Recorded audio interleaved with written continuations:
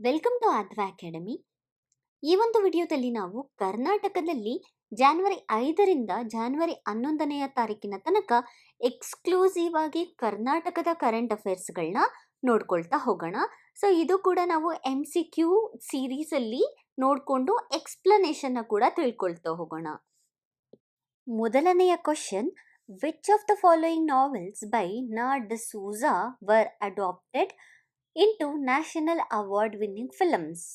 ನಾ ಡಿಸೋಜಾ ಅವರ ಕೆಳಗಿನ ಯಾವ ಕಾದಂಬರಿಗಳನ್ನು ರಾಷ್ಟ್ರೀಯ ಪ್ರಶಸ್ತಿ ವಿಜೇತ ಚಲನಚಿತ್ರಗಳಾಗಿ ಅಳವಡಿಸಿಕೊಂಡಿದೆ ಅಂತ ಹೇಳ್ಬಿಟ್ಟು ಕೇಳಲಾಗಿದೆ.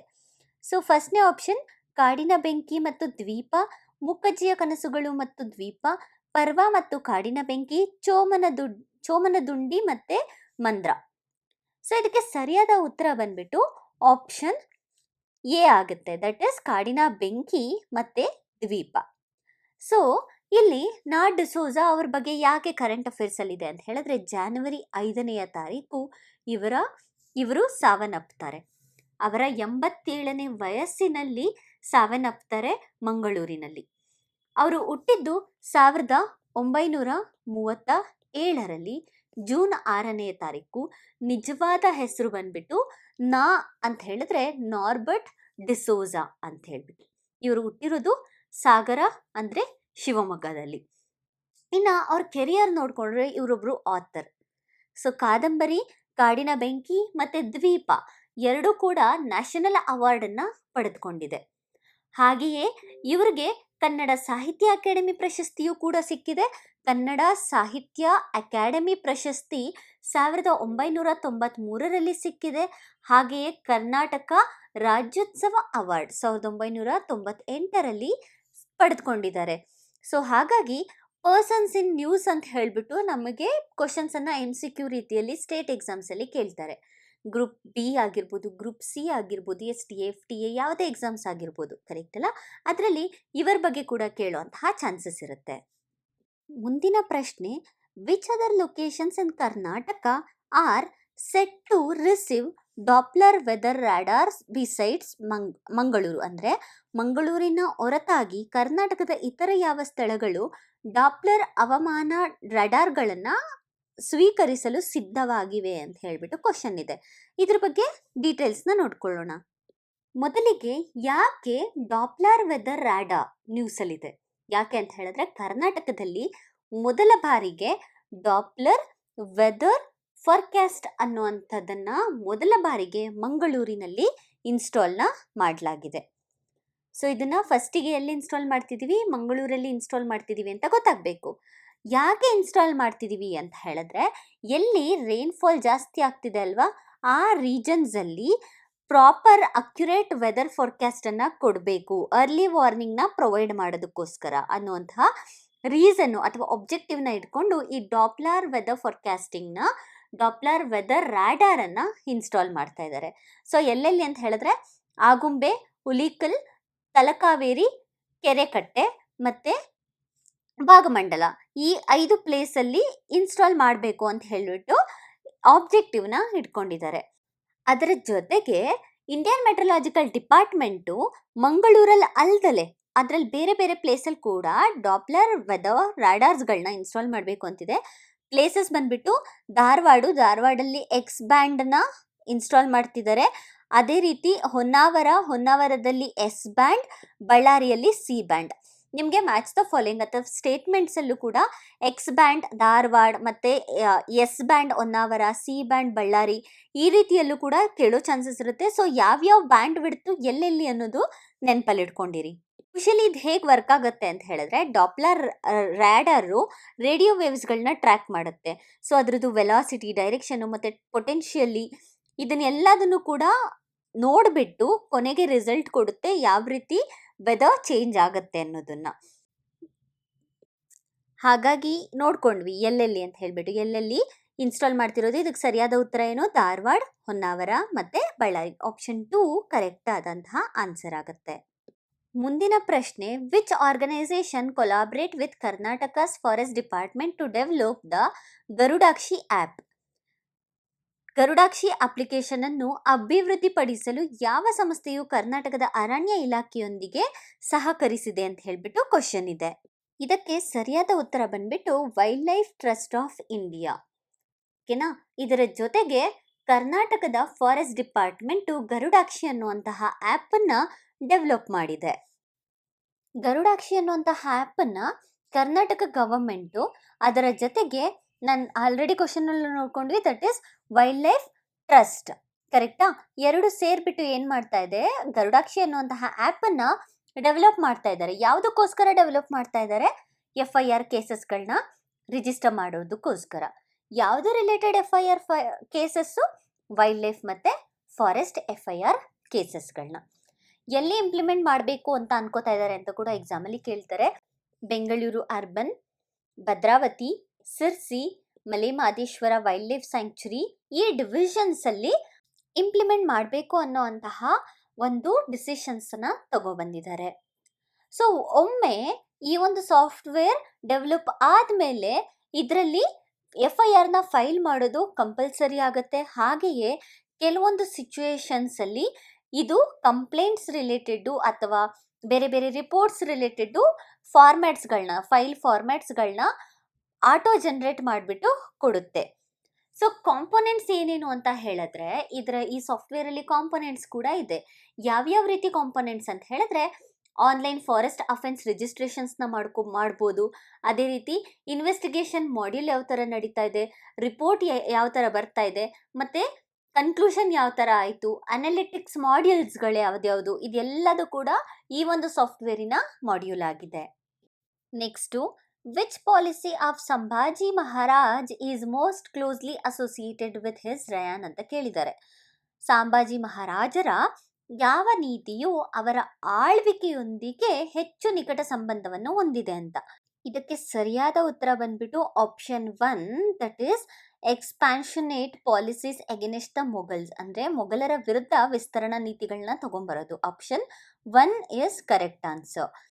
ಯಾಕೆ ಸಂಭಾಜಿ ಮಹಾರಾಜ ಅವರ ಒಂದು ಕರೆಂಟ್ ಅಫೇರ್ಸಲ್ಲಿ ಅವರ ಹೆಸರು ನ್ಯೂಸಲ್ಲಿದೆ ಅಂತ ಹೇಳಿದ್ರೆ, ಕರ್ನಾಟಕದ ಬೆಳಗಾವಿಯಲ್ಲಿ ಛತ್ರಪತಿ ಸಂಭಾಜಿ ಮಹಾರಾಜ ಅವರಂತಹ ಸ್ಟ್ಯಾಚ್ಯೂವನ್ನು ಇನಾಗ್ರೇಟ್ ಮಾಡಲಾಗಿದೆ. ಯಾವ ಪ್ಲೇಸಲ್ಲಿ? ಅಂಗೋಲಾದಲ್ಲಿ. ಹಾಗಾಗಿ ಇವರ ಒಂದು ಹೆಸರು ಕರೆಂಟ್ ಅಫೇರ್ಸಲ್ಲಿ ನ್ಯೂಸಲ್ಲಿದೆ. ನಿಮಗೆ ಎಕ್ಸಾಮಲ್ಲಿ ಎಲ್ಲಿ ಈ ಒಂದು ಸ್ಟ್ಯಾಚ್ಯೂವನ್ನು ಇನಾಗ್ರೇಟ್ ಮಾಡಿದ್ದಾರೆ ಅಂತ ಕೂಡ ಕೇಳೋ ಚಾನ್ಸಸ್ ಇರುತ್ತೆ.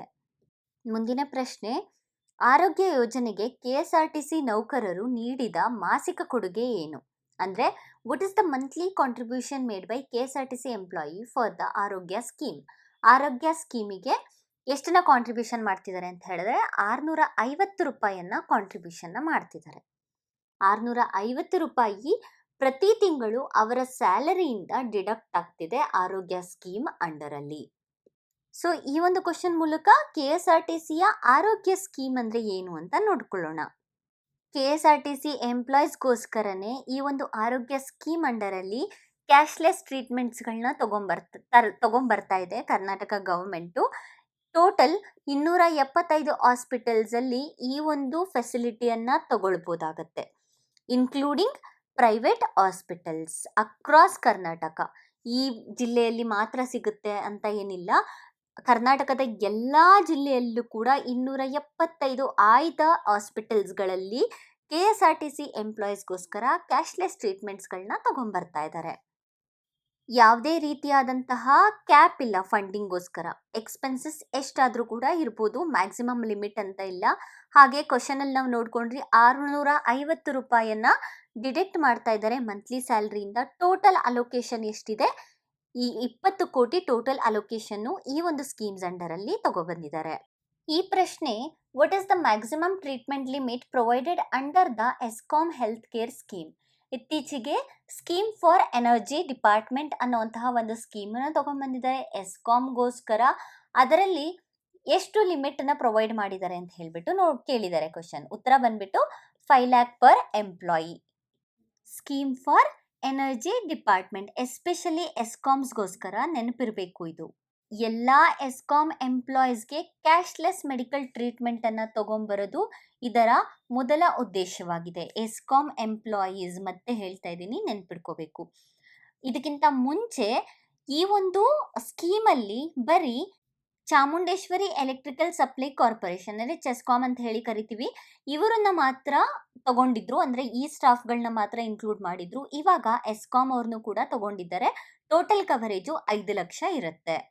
ಮುಂದಿನ ಪ್ರಶ್ನೆ, what are Arivu Kendras in the context of this initiative? ಈ ಉಪಕ್ರಮದ ಸಂದರ್ಭದಲ್ಲಿ ಅರಿವು ಕೇಂದ್ರಗಳು ಯಾವುವು ಅಂತ ಹೇಳಿದರೆ, ಇದಕ್ಕೆ ಉತ್ತರ ಬಂದ್ಬಿಟ್ಟು ಲೈಬ್ರರೀಸ್ ಇನ್ ಗ್ರಾಮ panchayats used in promote science and astronomy. That is option 2 is the correct answer. ವಿಜ್ಞಾನ ಮತ್ತು ಖಗೋಳಶಾಸ್ತ್ರವನ್ನು ಉತ್ತೇಜಿಸೋದಕ್ಕೋಸ್ಕರ ಗ್ರಾಮ ಪಂಚಾಯತ್ ಲೆವೆಲಲ್ಲಿ ತಗೊಬಂದಿರುವಂತಹ ಲೈಬ್ರರೀಸ್ ಆಗಿದೆ. ಈ ಒಂದು ನಿಟ್ಟಿನಲ್ಲಿ ನಾವು ಯಾರು ಈ ಅರಿವು ಕೇಂದ್ರಗಳನ್ನ ತಗೊಬರ್ತಾ ಇದ್ದಾರೆ ಅಂತ ನೋಡಬೇಕಾಗತ್ತೆ.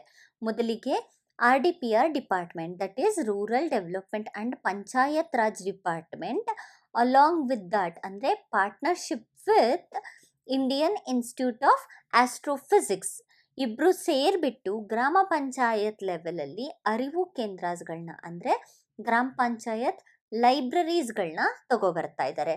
ಆಬ್ಜೆಕ್ಟಿವ್ ಏನು?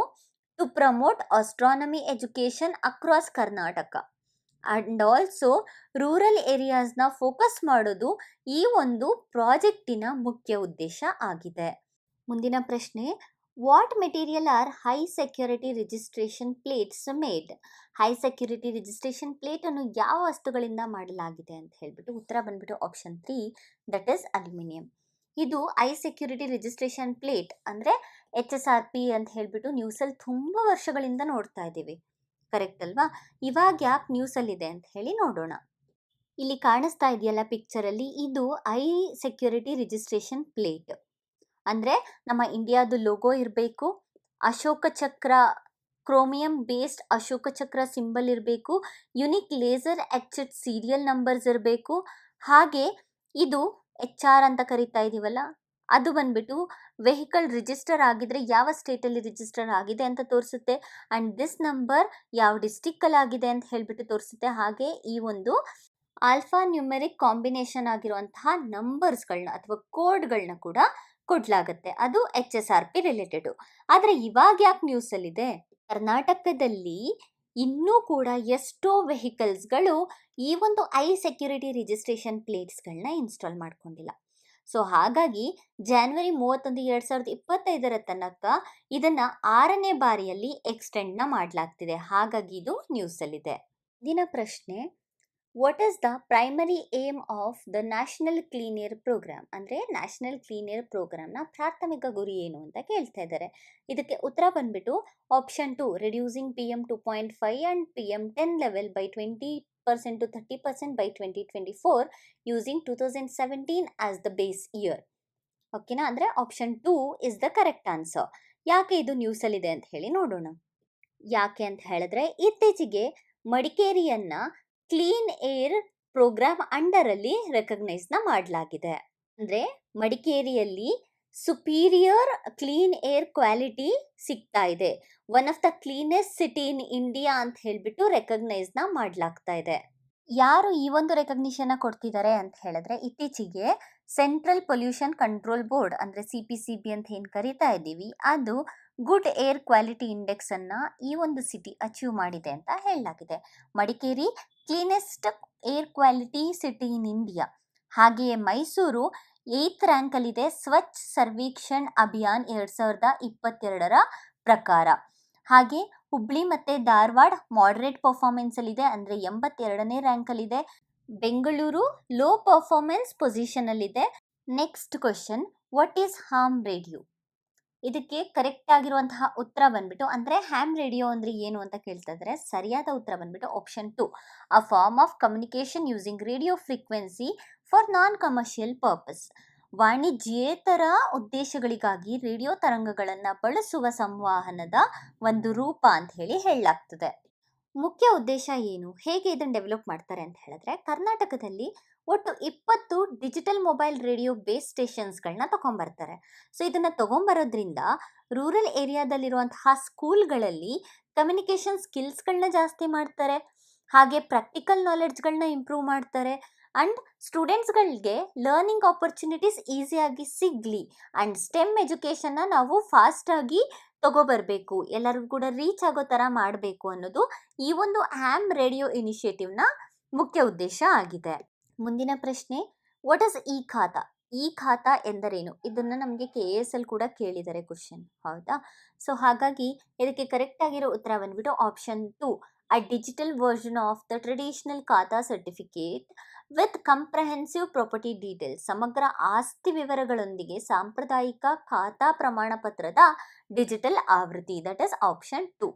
ಈ ಖಾತಾನ ಏನಕ್ಕೆ ತಗೊಂಡ್ಬರ್ತಾ ಇದ್ದೀವಿ ಅಂತ ಹೇಳಿದ್ರೆ, ಪ್ರಾಪರ್ಟಿ ಓನರ್ಶಿಪ್ ಡೀಟೇಲ್ಸ್ ಏನಿದೆ ಮತ್ತು ಪ್ರಾಪರ್ಟಿ ಲೊಕೇಶನ್ನು, ಬೌಂಡ್ರೀಸು ಮತ್ತು ಫೋಟೋಸು ಇದೆಲ್ಲದು ಕೂಡ ಒಂದೇ ಕಡೆ ಡಿಜಿಟಲ್ ಫಾರ್ಮ್ಯಾಟಲ್ಲಿ ಇರಲಿ, ಕಂಪ್ರಹೆನ್ಸಿವ್ ಇನ್ಫಾರ್ಮೇಷನ್ಸ್ ಪ್ರತಿಯೊಂದು ಲೆವೆಲಲ್ಲಿ ಕೂಡ ಸಿಗಲಿ ಅನ್ನೋ ರೀಸನ್ಗೋಸ್ಕರ BBMP, ದಟ್ ಈಸ್ ಬೆಂಗಳೂರು ಬೃಹತ್ ಮಹಾನಗರ ಪಾಲಿಕೆ ಈ ಒಂದು ಇ ಖಾತಾ ಅನ್ನುವಂತಹ ಆ್ಯಪನ್ನ ಎಸ್ಟಾಬ್ಲಿಷ್ ಮಾಡಿದೆ. ಇದಿಷ್ಟು ನಮಗೆ ಕರ್ನಾಟಕದಲ್ಲಿ ಈ ವಾರ ಇದ್ದಂತಹ ಕರೆಂಟ್ ಅಫೇರ್ಸ್ ಇಶ್ಯೂಸ್ಗಳು. ಇನ್ನು ಹೆಚ್ಚಿನ ವಿಡಿಯೋಸ್ಗಾಗಿ ನಮ್ಮ ಚಾನಲ್ನ ಶೇರ್ ಮಾಡಿ. ಹಾಗೆಯೇ ಕರ್ನಾಟಕದ ಈ ಒಂದು ಕರೆಂಟ್ ಅಫೇರ್ಸ್ ಮೆಟೀರಿಯಲ್ಲು ಕಂಪ್ಲೀಟ್ ಈ ವಾರದ ಪ್ರತಿಯೊಂದು ಸಬ್ಜೆಕ್ಟ್ ರಿಲೇಟೆಡ್ ಸೆಗ್ರಿಗೇಟೆಡ್ ಮೆಟೀರಿಯಲ್ಲು ನಮ್ಮ ಚಾನಲಲ್ಲಿ ಅಪ್ಲೋಡ್ ಮಾಡಿದ್ದೀವಿ PDF-ನ. ಸೊ PDF-ನ ಡೌನ್ಲೋಡ್ ಮಾಡಿಕೊಳ್ಳೋದಕ್ಕೆ ಡಿಸ್ಕ್ರಿಪ್ಷನಲ್ಲಿರೋ ಲಿಂಕನ್ನು ಕ್ಲಿಕ್ ಮಾಡಿ. ಹಾಗೆ ನಮ್ಮ ಆದ್ವಾ ಅಕಾಡೆಮಿಯ ವೆಬ್ಸೈಟಲ್ಲಿ ಕೂಡ ಈ ಒಂದು PDF-ಅನ್ನು ಡೌನ್ಲೋಡ್ ಮಾಡ್ಬೋದಾಗತ್ತೆ. Thank you for watching. Please share and subscribe.